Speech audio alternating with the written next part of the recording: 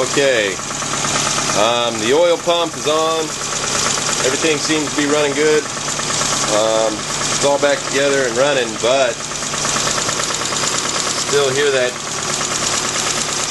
knock. It wasn't there before. You know, like a long time ago. You know, it started knocking, and I thought it was possibly the screen was clogged in the oil pump or something, like wishful thinking, but it's still knocking.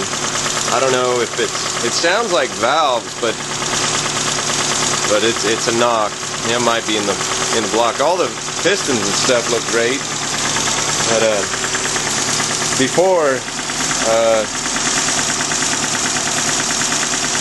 I don't know. It's hard to tell. I'm not really good at this, but before, by now, the oil light would have been on, and it's not on.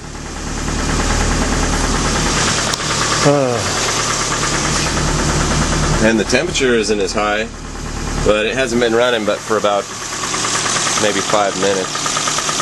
So I don't know if I hope that's not a rod, but still I'll need a motor.